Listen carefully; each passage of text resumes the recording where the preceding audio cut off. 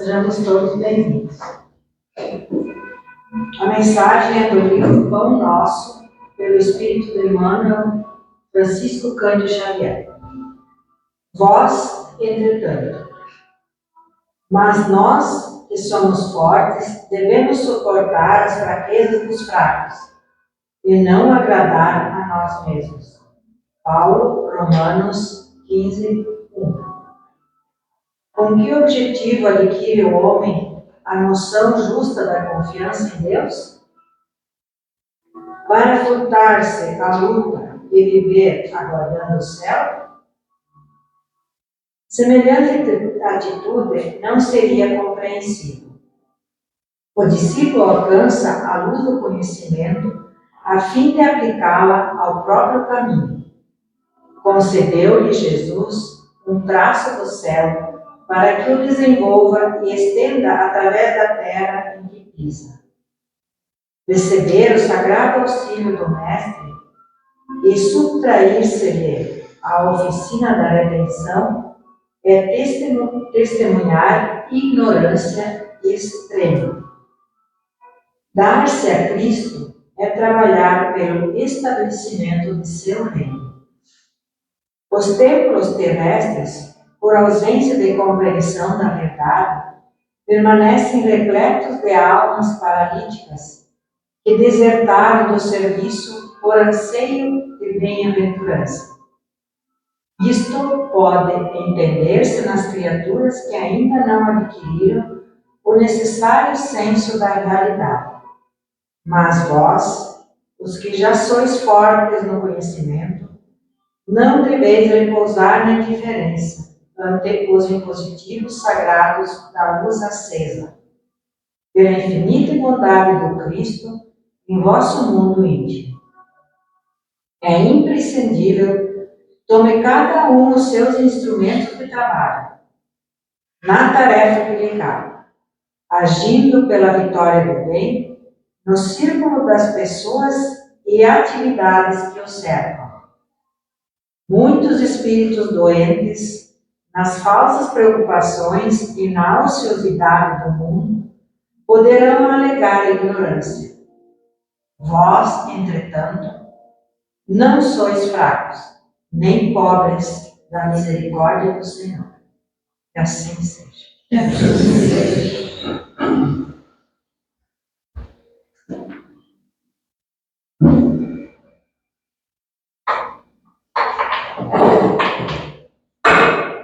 Boa noite a todos. Que a paz de Deus esteja em nossos corações. Que Deus possa receber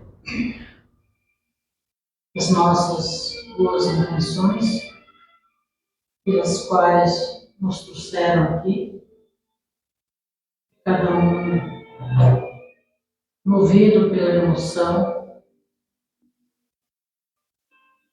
já conversa com Deus, busca o equilíbrio, busca o bem-estar, a tranquilidade, busca a consolação dos seus sofrimentos, suas dificuldades. Se renova cada dia nessas intenções que o Senhor nos ouvirá. Rogamos também a paz que se estenda a nossos lares, aos nossos ambientes de trabalho, ao nosso mundo todo, nosso Brasil, planeta Terra, a comunidade Campolim, as nossas famílias, e cada criatura que esteja sofrendo neste momento possa receber as vibrações das nossas preces, onde estiver, na distância que se encontre, em alívio para as suas dores. Abrace, Senhor, a todos, as criaturas do mundo, em especial as crianças órfãs, abandonadas, as crianças das quais os pais não têm responsabilidade para educá-las, e também para todos os jovens, em especial aos que se encontram em abismos do vício da droga. Muitos jovens, em toda parte, no mundo todo, estão queimando as etapas mais lindas de suas vidas no vício, buscando situações deploráveis de vida que não é vida, se tornando os verdadeiros zumbis que não decidem e não vivem por si mesmos, mas dominados pelos vícios. Os idosos, em especial aqueles que se encontram nos asilos, na solidão, e que cada criatura que neste momento esteja vertendo lágrimas de dor e sofrimento, receba em forma de esperança e de fé, que enxugue as nossas lágrimas e ilumine nossa caminhada. Muitas pessoas vivem nos próprios lares o verdadeiro cárcere, perde a liberdade, tolhida dos próprios familiares, em buscar mais liberdade, mas estão limitados a viver da forma infeliz.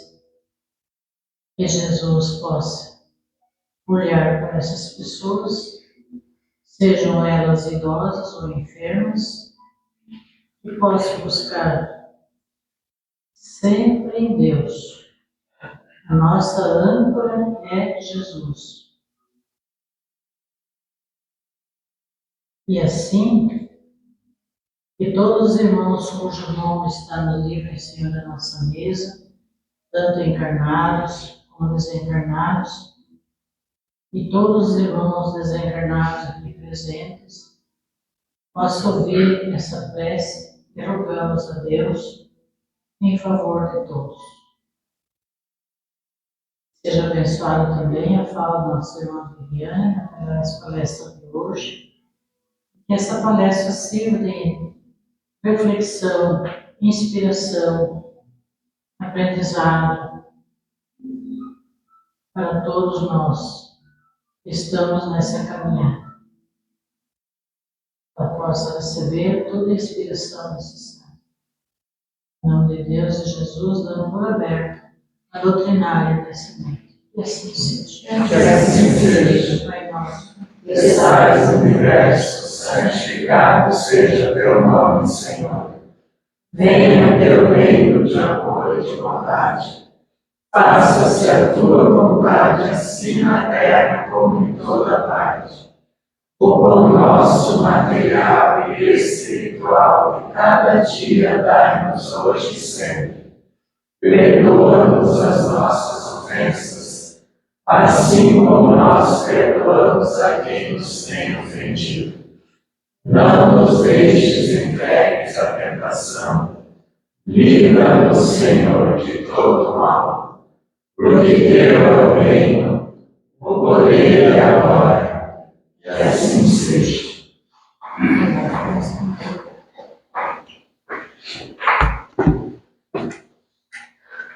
Boa noite a todos. Sejamos todos bem-vindos em nome de Deus e de Jesus. É uma alegria estar aqui com vocês e que Jesus nos acompanhe e nos ampare durante a palestra de hoje. Então, a gente vai dar continuidade ao capítulo 18 do Evangelho, que é muitos os chamados e poucos os escolhidos. E o Márcio já falou um pouquinho, né, sobre ele na semana passada, e o Márcio nos falou sobre a preciosidade do tempo. que muitas coisas a gente quer que seja no nosso tempo, mas é sempre no tempo de Deus. E que a gente tem que aprender isso e ir aceitando. E hoje também a gente vai entender que essa questão dos chamados e dos escolhidos, com certeza a gente tem a nossa parte, mas também vem de lá para nós.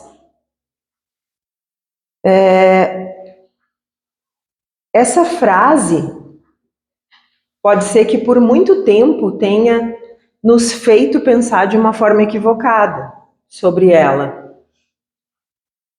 E talvez a gente tenha pensado em algumas vezes, ou talvez nos fizeram acreditar, muito provável, no decorrer desses séculos e séculos, que Deus,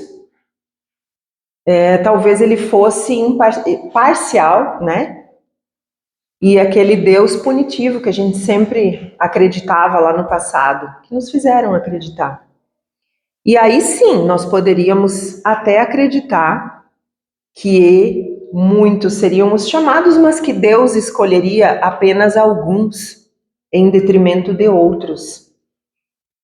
E a gente precisa entender de uma vez por todas, e eu acho que esse é o grande objetivo de hoje, né?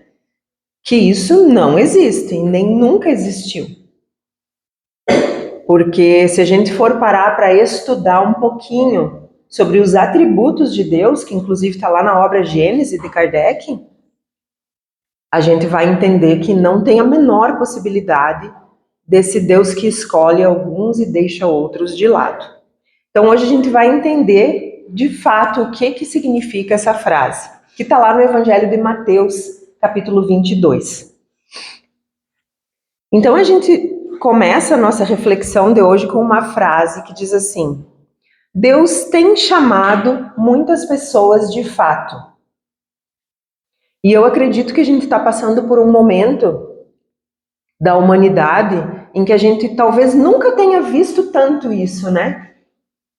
Tanto Deus chamando as pessoas. E isso faz parte, porque nós que estamos estudando a doutrina espírita, a gente sabe que isso faz parte de um planejamento. Essas coisas todas que estão acontecendo, guerra, mortes e coisas absurdas que às vezes parece para nós, mas não é verdade que isso está acontecendo, a gente às vezes fica desanimado, e é normal, faz parte da nossa natureza, desanimar, ficar triste, mas isso tudo tem um propósito, e na doutrina a gente estuda isso, né? A gente já falou aqui algumas vezes que o planeta Terra está passando de um degrau para subir para o outro, que é para ser um planeta de regeneração. E essas coisas que estão acontecendo, elas fazem parte. Mas, como eu disse, Deus tem chamado muitas pessoas, porque a gente tem visto muitas coisas acontecerem. E nunca eu acho que a gente viu tanto, né, como atualmente. Mas não é para a gente desanimar. Não dá para deixar a peteca cair, né? A gente tem que ter fé, permanecer com a nossa fé. E que coisa boa a gente poder estudar e começar a interpretar esses ensinamentos que Jesus nos deixou. A gente tem que falar, porque o capítulo 18 ele é grandinho e ele é bem complicado de entender. Mas tem uma parábola desse capítulo, que é a primeira, que depois quem tiver curiosidade vai ler em casa, que é a parábola do festim de núpcias. Eu acredito que muitos de vocês já ouviram falar sobre ela. Então, o que diz nessa parábola? Eu vou contar resumida assim a história, né? Ela conta sobre um rei que queria dar uma festa de núpcias, né? Uma festa de noivado para um de seus filhos. E para isso, ele mandou que os seus servos fossem convidar algumas pessoas para essa festa. E aí os servos foram, e a grande maioria das pessoas que foram convidadas não atenderam ao convite. Ali na parábola conta que alguns foram para os seus campos, outros foram atender seus negócios. E muitos, inclusive, zombaram desses servos e ainda alguns os mataram nessa ocasião em que foram convidados para essa festa. O rei, sabendo disso, ficou bravo, óbvio, né?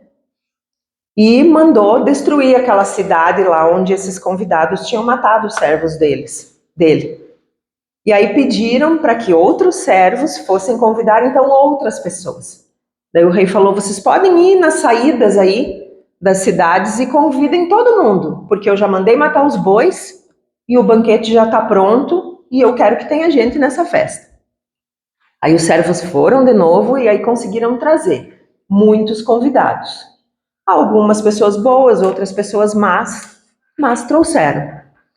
Aí o rei, quando entrou na festa e viu aqueles convidados todos, viu que tinha um que não estava vestindo uma roupa apropriada para a festa, que ele chamou, né, de túnica nupcial, a veste nupcial.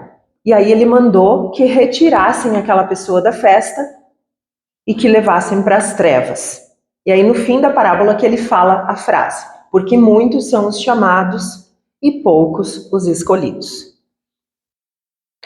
Então, é uma parábola bem metafórica, mas que a gente precisa entender o que cada um desse personagem significa.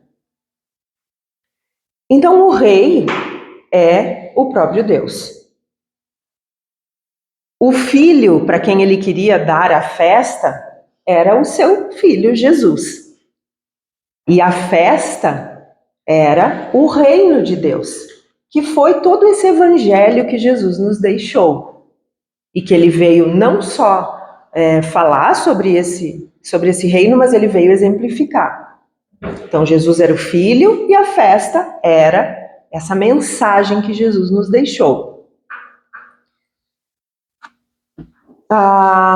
Os servos que o rei mandou para que convidassem eram os apóstolos, que foram essas pessoas que Jesus preparou para falar sobre o seu evangelho e que na época a humanidade não entendeu, não compreendeu e ignorou os apóstolos, né? Muitos, inclusive, foram mortos barbaramente, como a dona Celuí esses dias trouxe aqui na palestra sobre os apóstolos. E os convidados? Esses convidados que uns disseram que iam ver seus negócios, outros iam para os seus campos, eles simbolizam nós todos, que muitas vezes damos muito mais valor para as coisas materiais, para o corre-corre do dia a dia, e não prestamos atenção nas coisas espirituais. Que foi o que os servos foram convidar a eles. Esse banquete que o rei falou, né? Eu já matei meus bois e está tudo servido, esse banquete. O banquete não simboliza a comida propriamente dita. Simboliza, sim, as palavras de Jesus. Que muitos de nós ainda são que nem aqueles convidados que dão mais atenção. E não é só coisa material falando, pessoal, em termos de dinheiro, né, e de material de tocar. É o nosso trabalho mesmo que a gente precisa, mas a gente não precisa ficar dando só valor a ele o tempo todo e esquecer que existe a parte espiritual. Então, esses convidados, eles simbolizam nós todos. E também, para entender um pouquinho melhor, a gente pode dividir entre quem eram os chamados e quem os escolhidos, né, desse capítulo. Então, os chamados são os que realmente receberam esse chamado divino. Ali na parábola conta esses primeiros que os servos foram procurar, quem que simbolizava? Os judeus. O primeiro povo considerado oficialmente monoteísta e que Deus deixou os ensinamentos dele, primeiro através de Moisés, depois através de Jesus. E que realmente, como era, porque assim, era um povo extremamente religioso, mas muito exclusivista também. Eles queriam que as coisas fossem do jeito deles. E já que não foi do jeito que eles esperavam, então eles não acreditaram. E as outras pessoas que foram convidadas, então eram os outros povos que foram convidados para esse festim de núpcias. E o que significava essa veste nupcial? Porque será que por causa de uma roupa o rei iria mandar sair um convidado? Então a gente precisa interpretar que essa veste nupcial nada mais é do que as nossas modificações. O que nós estamos fazendo em nós mesmos para ter uma roupa adequada? Inclusive a gente pode representar como se fosse o nosso perispírito, que através das sucessivas reencarnações vai se aprimorando, vai se purificando e vai se tornando limpo. Então essa veste ela precisava ser limpa. É isso que ele queria dizer na parábola. E os escolhidos? Aí é que tá. Quando a gente lê essa frase pura assim, muitos chamados e poucos escolhidos, o que a gente tem a tendência de pensar? Que algumas pessoas só vão ter o privilégio. E se nós for pensar de novo no nosso Pai Criador, soberanamente justo e bom como é, jamais ele faria privilégio para alguns. Então, os escolhidos somos todos nós. Basta querermos. Aí sim, aí já vem a nossa parte.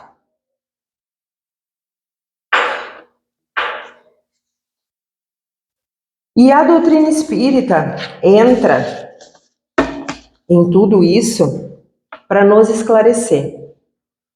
De uma forma como nenhuma outra religião nos esclareceu até hoje.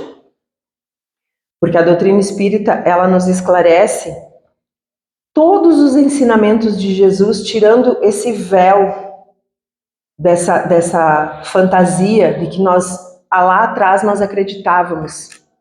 E um exemplo grande é essa frase de hoje que nós viemos trabalhar aqui. A doutrina espírita nos faz entender o porquê que muitos são chamados, mas poucos são escolhidos. E, inclusive, dentro desse mesmo capítulo, fala que muito será dado a quem muito recebeu. E também é uma outra frase que a gente demora para entender. E isso faz referência a nós que estamos estudando o Espiritismo. Por quê? Porque nós estamos tendo a base, a gente está sabendo o que precisa ser feito, a gente está sabendo que a gente precisa se reformar, se melhorar. Faz tempo que a gente vem ouvindo isso. Então não adianta depois a gente dizer lá na frente, mas eu não sabia. Por que muito será dado para quem muito já recebeu? Porque aquela pessoa literalmente ignorante, e não é ignorante no sentido pejorativo da palavra, é ignorar por não saber mesmo, que não estuda, que não entende, que não se informa, que não busca, que vive naquela, aquela coisa morna, que acha que está tudo bem, um dia de cada vez. Esse daí, ele vai poder dizer lá na frente que ele realmente ignorou essas questões espirituais. Nós não.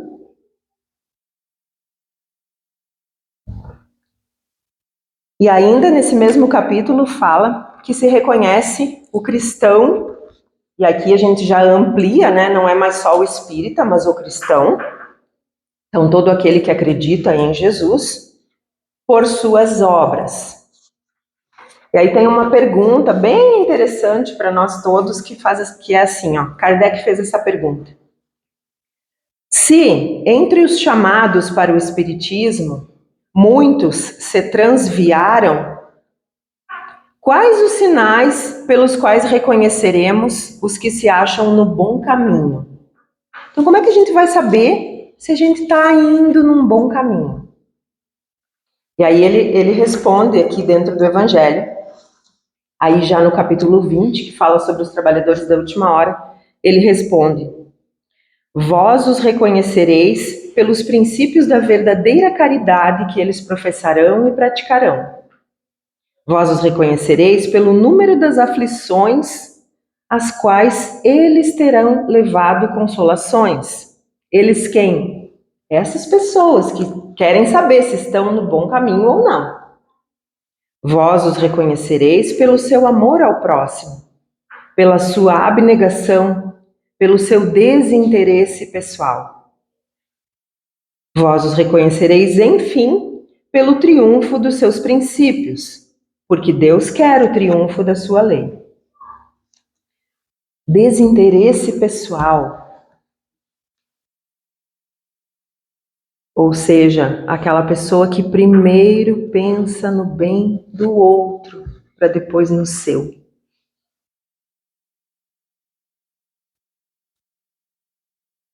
Então, como é que nós vamos saber se nós estamos aproveitando os ensinamentos de Jesus? Como que nós vamos saber se nós estamos indo pelo bom caminho que Ele nos mostrou? Ele não veio aqui falar, olha, isso aqui é assim, isso daqui se faz desse jeito, o perdão tem que ser dessa forma, o amor ao próximo tem que ser desse jeito. Não. Ele veio aqui e mostrou. Então, como que nós podemos saber? Nos avaliando, nos conhecendo, nos corrigindo, percebendo os nossos defeitos. Isso é uma dificuldade tão grande nossa, pessoal. Eu me coloco junto. A gente tem dificuldade, principalmente se alguém fala para nós: olha, você tá pegando pesado aqui, ó. A gente não gosta. Mas é por esse caminho, não tem outro jeito. É percebendo, reconhecendo e mudando.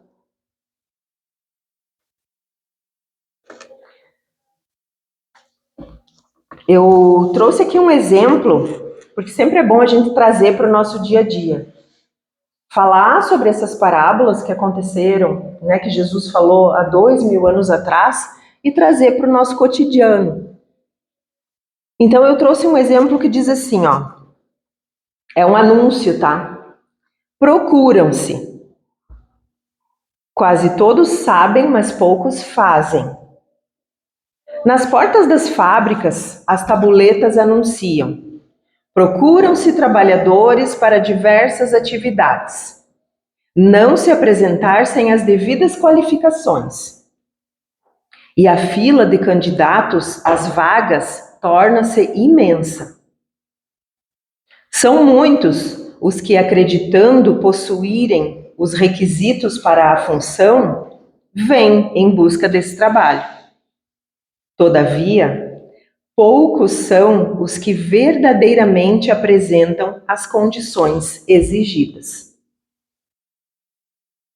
Então, é uma vaga de emprego que foi anunciada e a fila se tornou enorme, porque muita gente quer trabalhar naquela vaga.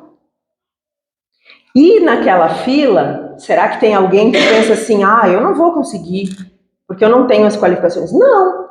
As pessoas que estão ali naquela fila, elas acham que elas são qualificadas para ir ocupar aquela vaga daquele trabalho. Só que não são. Conforme eles pediram os requisitos, são poucas pessoas que estão ali naquela fila que vão se encaixar dentro daquilo que essa empresa, né, procura. São poucas pessoas. E assim é com nós. Em relação a esse chamamento de Deus na nossa vida. Muitos de nós acham que já está fazendo a coisa certa.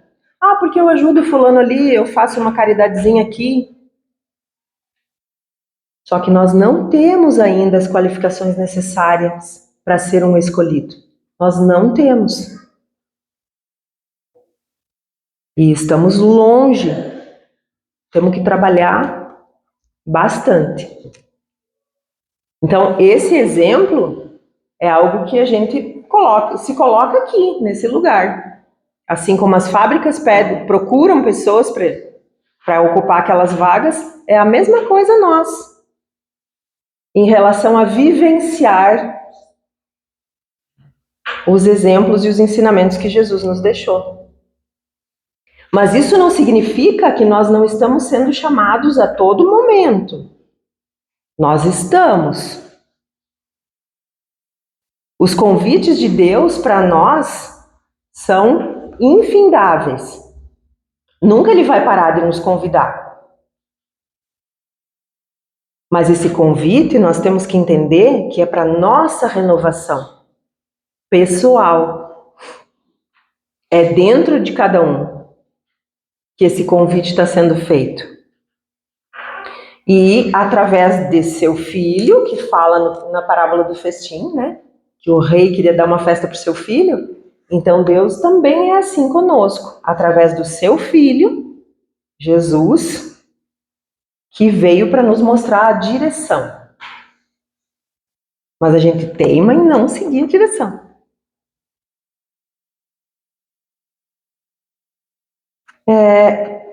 Um exemplo dentro do Evangelho que eu achei interessante trazer, porque a gente fica pensando assim, tá, mas quem são esses escolhidos? Eu achei um exemplo muito bacana para a gente pensar sobre ele, que é o exemplo de Paulo de Tarso. Todos vocês já ouviram falar, né? Ele é chamado de apóstolo Paulo. Ele não fez parte daquela escolha dos 12, mas ele também é chamado de apóstolo devido à importância que tudo que ele fez para o cristianismo. Então, o Paulo, ele foi chamado de vaso escolhido. A gente está falando aqui dos escolhidos, né? Paulo foi chamado de vaso escolhido por Deus. Mas por que vaso escolhido? Paulo era um doutor da lei. Na época ele era Saulo, né? Ele era lá, fazia parte da sinagoga. Ele era um doutor da lei judeu. E, inclusive, no início da sua trajetória, ele perseguiu os cristãos. Até que aconteceu lá aquela passagem na entrada de Damasco, que ele enxergou aquela luz e que Jesus pedia para ele, por que você me persegue? E dali para frente ele se converteu ao cristianismo e se tornou esse grande nome que nós conhecemos até hoje. Paulo trabalhou 30 anos. Sabem o que é isso? 30 anos sem parar para Jesus. E não foi um trabalho que nem a gente tem hoje. A gente vai no nosso trabalho, daí a gente cumpre o nosso horário, vai para casa, deita, descansa, come, tem o nosso banho, nossa roupa limpa. Não. Na época, ele era constantemente perseguido, apedrejado, sofreu chibatadas, naufrágio, porque ele não ficou parado ali, ele foi nas cidades para falar sobre o Evangelho de Jesus. E ali ele sofreu todo tipo de humilhação, por 30 anos. Então a gente se pergunta, como assim vaso escolhido? Tem uma frasezinha lá nos Atos dos Apóstolos, no capítulo 19, no versículo 11, escrita por Lucas, né? Quem escreveu os Atos foi Lucas, que inclusive era discípulo de Paulo. Lucas, o evangelista. E Lucas escreve assim nessa frase, que Deus, pelas mãos de Paulo, operou maravilhas extraordinárias. E aí o Emmanuel, ele comenta essa lição lá no livro Caminho, Verdade e Vida, que tem um capítulo lá, o 74, que Emmanuel chama de Mãos Limpas. E aí ele fala justamente isso para nós, que não foi Paulo que fez maravilhas, Foi Deus, mas pelas mãos de Paulo. Aí o Emmanuel fala assim, hoje a maioria de nós enxerga Paulo como esse apóstolo santificado, renomado, que fez todo esse trabalho bonito para que hoje nós estejamos aqui falando sobre o cristianismo. Só que muito poucos enxergam tudo que ele passou, tudo que ele sofreu, tudo que ele renunciou e abdicou para poder ter as mãos limpas para que Deus operasse através delas.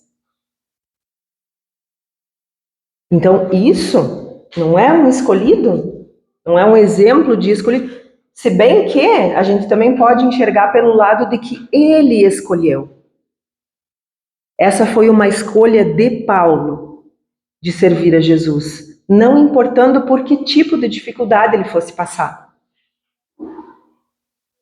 Nós podemos lembrar de outros escolhidos? Claro. Chico Xavier, por exemplo, que viveu aqui no Brasil e fez todo esse trabalho bonito. Também, olha quantos anos de renúncia de sua própria vida para trabalhar em prol do próximo. Ele escolheu e se tornou um escolhido. Aí a gente pensa assim, tá, então a gente está falando que muitos são chamados. Mas qual que é a natureza desse chamamento? Desse convite, vamos dizer assim?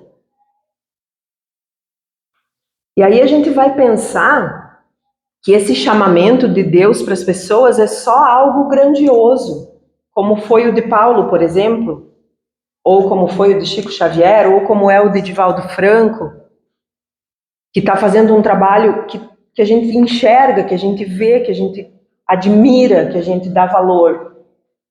Só que os convites de Deus não são só esses, pessoal.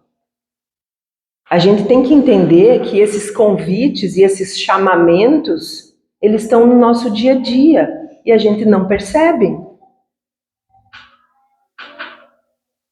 Porque a nossa percepção ainda é muito falha. A gente não consegue ver, por exemplo, que o fato de eu ter lá no meu trabalho uma pessoa difícil de trabalhar é um convite para mim.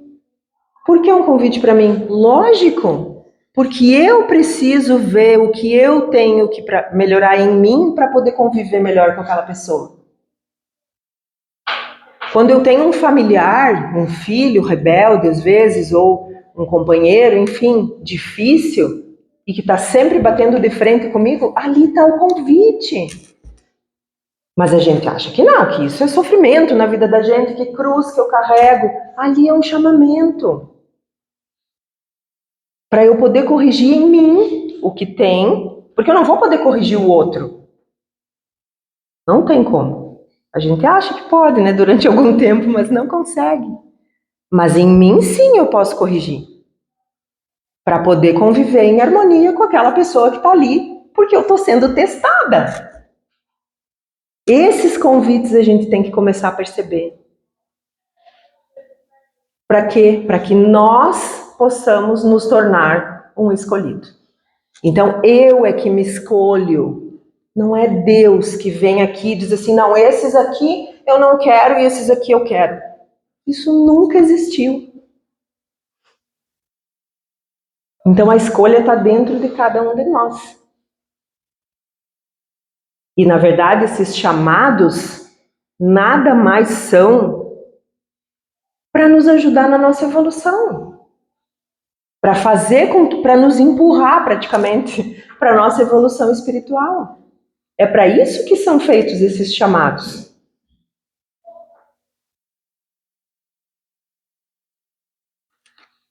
Então, eu trouxe uma mensagem do Emmanuel. Vocês vão dizer, nossa, mas ela gosta do Emmanuel. Gosta. Que fala sobre esse tema. Está lá no livro Irmão, no capítulo 10. E o nome da mensagem é Escolha. Chamados e escolhidos. Não constituem expressões que se ajustam unicamente ao quadro das revelações vertidas do céu para a terra. Então aqui ele já tá nos dizendo assim, ó, não é de cima para baixo que se escolhe, é cada um. Observemo-las no campo da experiência comum, de vez que toda criatura é escolhida para expressar os elementos chamados por ela mesma a substancializar o centro da própria vida. Quem coleciona as labaredas da tentação é escolhido para inflamar o incêndio da angústia. Quem busca os espinhos da estrada é escolhido para guardar o espinheiro no próprio coração. Quem anota desapontamento e amarguras em tudo é escolhido para capitanear o desânimo. Quem se esforça por estudar e aprender é escolhido para guardar o conhecimento superior e transmiti-lo aos seus semelhantes. Quem se esmera no cumprimento das suas próprias obrigações é escolhido para representar a força do progresso. Vejam que quem faz as pequenas coisas, as nossas próprias obrigações, do dia a dia, dentro da nossa casa, no nosso trabalho, na sociedade, é escolhido, porque se esmera para cumprir as suas obrigações. Quem busca estender as flores da bondade é escolhido para colher os frutos da simpatia. Serve a fraternidade e refletir-lhe-ás a glória imperecível. Exalta a fé pura e converter-te-ás em base de confiança. Teus mais íntimos pensamentos são ímãs vigorosos, trazendo-te ao roteiro as forças que procuras. Tá aqui, tá tudo aqui, a gente sempre estuda isso. A força do pensamento. Então aqui Emmanuel está nos dizendo, ó, os mais íntimos pensamentos que nós temos, aqueles que a gente acha que ninguém nunca vai saber. Mas o alto sabe. O mais íntimo do nosso pensamento é um imã. O que significa isso, ser um imã? Se eu estou pensando uma coisa boa, eu vou atrair uma coisa boa. Se eu estou pensando uma coisa ruim, eu vou atrair uma coisa ruim. Isso é óbvio. Não te detenhas na tristeza, que te angararia desencanto. Nem te confines à revolta, que te emergirá o coração nas correntes da indisciplina. Esquece todo o mal, para que o bem te enobreça o caminho. Não ouvides que o tempo infatigável, ó, mensagem do Márcio da semana passada, o tempo infatigável, dar-nos-á hoje e sempre o lugar que nos é próprio, porque a vida escolher-nos-á para a treva ou para a luz, segundo a nossa própria escolha. Então, o mais importante de tudo é isso. É nós conseguirmos entender que a escolha é nossa. Sempre foi. Todas as coisas nós fazemos escolhas. As mais simples, que às vezes passa batido, a gente nem percebe. Mas a gente escolhe o tempo todo na nossa vida. A gente escolhe se a gente vai acordar de manhã de mau humor, ou se a gente vai acordar melhor e agradecendo a Deus por mais uma manhã, por mais uma oportunidade. É uma escolha. A gente escolhe se lá no nosso trabalho, a pessoa que vem, que às vezes vem toda semana, a gente escolhe se a gente vai dar um sorriso para ela ou se a gente nem vai olhar para ela direito. Sempre são escolhas. E quase nunca são escolhas grandiosas, como eu dei aqui o exemplo do apóstolo Paulo, para a gente ter um exemplo bem robusto, né, de escolhido. Mas as nossas escolhas são pequenas. E conforme a gente vai escolhendo o melhor e não o pior, é que a gente vai subindo. E quem sabe um dia ser um vaso escolhido. Quem sabe daqui a quantas encarnações. E aí, eu trouxe assim uma frasezinha para o final, para a gente finalizar, que não é que a gente, jamais aqui a gente vai ter a pretensão de tentar refazer a frase que Jesus nos deixou, né? Muitos os chamados e poucos os escolhidos. Ele sabia muito bem o que queria dizer, muito melhor do que cada um de nós. Mas para que a gente tenha o nosso entendimento, sim, diferente. Até porque, quem sabe daqui para frente, amanhã ou depois, alguém pergunta: ah, mas o que será que quer dizer, né, naquela frase lá do Novo Testamento? E aí a gente já sabe, né? Nós todos já sabemos o que essa frase significa. Então, para que a gente possa entender ela melhor, a gente poderia pensar assim, ó. Todos somos chamados. Todos nós. Mas poucos se permitem serem escolhidos. Aí fica melhor, né?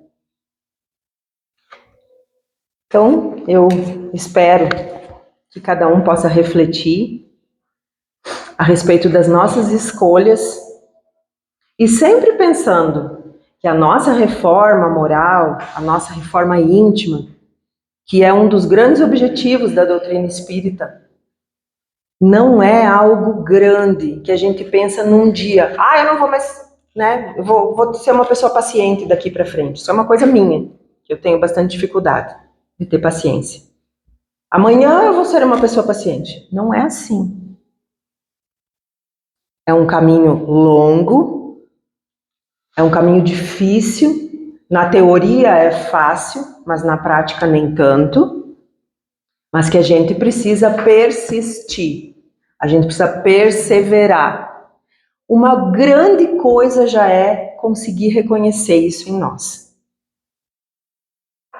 A partir do momento que a gente reconheceu essa imperfeição e tantas outras, já é bem fácil de continuar o caminho. Mais fácil, né? Não que seja fácil. Mas que a gente possa refletir sobre isso, sobre as escolhas que nós estamos fazendo. Foi isso aí que Jesus quis dizer com os escolhidos. Obrigado pela atenção de todos. Ficamos todos na paz de Deus e de Jesus. Que assim seja.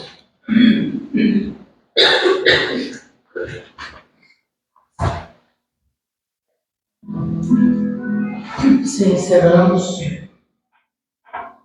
esse momento de reflexão, possamos voltar aos nossos lares com esse pensamento renovado, renovando o ambiente do nosso lar e do nosso trabalho. Encerramos, mas continuamos nesse momento. Que assim seja. Que assim seja.